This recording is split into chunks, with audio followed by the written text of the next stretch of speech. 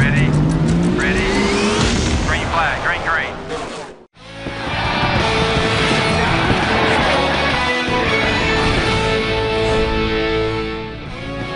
There's no question that after driving 400 miles in the Kansas heat that these Sprint Cup Series drivers are worn out, and the sun is still high in the sky and it is still hot. But I don't think it bothers Brad Keselowski at all at this point, because no matter how tired he is, Brad, congratulations, you got the win. Way to go. First one for Penske. Thank you. But when you're close on fuel and you're running towards the end, do you hear every little dink and clink in the car?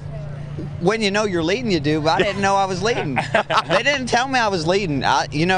Before it happened there, I was looking, and I had the 14 car in front of me. He pitted one lap after I did, and they told me, we're going to go for it. We're going to try and make this.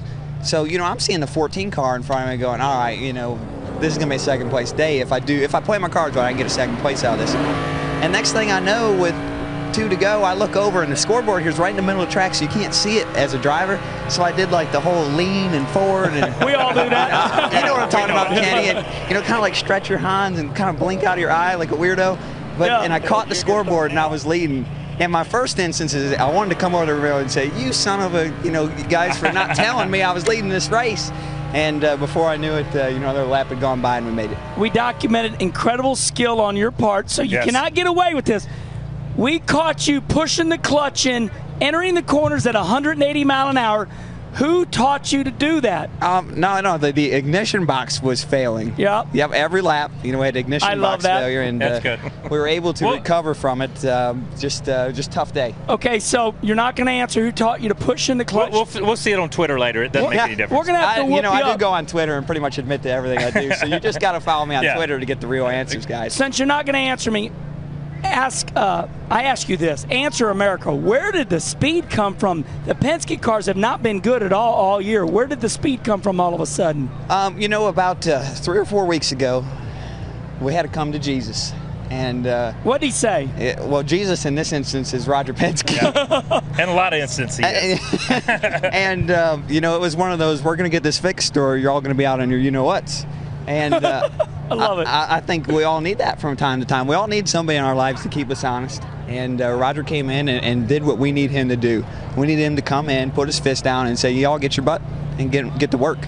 And, the guys at Penske have been getting to work. And that's what this sport's about. It's about working hard. Every little detail on these cars has to be right to win, from fuel mileage to speed to everything.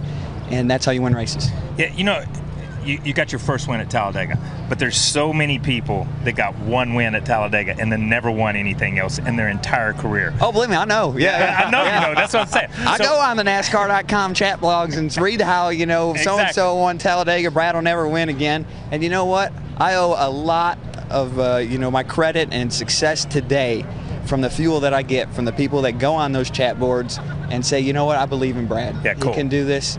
The people that follow me on Twitter, that's at Keselowski for those of you guys who want to know, and who write me good messages and say, you know what, Brad, just keep your head down, good things are going to happen, and they fuel me and give me that desire that I need to prove them right, for the sacrifices and support they make for me. So awesome. That's cool, man. It means a lot to me. Awesome. That's cool. And Brad, in the big picture of things, one win these days can get you in the chase if you maintain your spot in the top 20. Right now, you guys got that wild card slot. Where are we at? You moved up 4. Moved up 4 positions. So where am I at then? 21st. 21st. So I still got to be in the top 20. Got to get in the top 20. All right. But we can do that. With the way we've been running over the last few weeks, I know we can get in the top 20. I'm not convinced that one win will get you in the chase.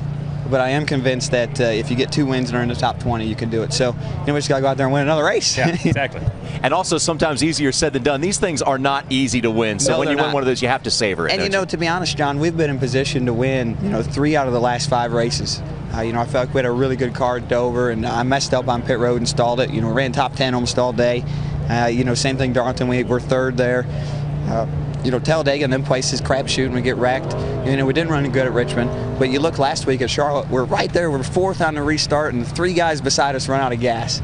You're like, doggone it, we were right where we wanted to be, and we got a flat tire on the restart. So we've been in position for good things to happen to us, and you can only put yourself in position for good things to happen to you for so long before something good finally happens to you, and today did.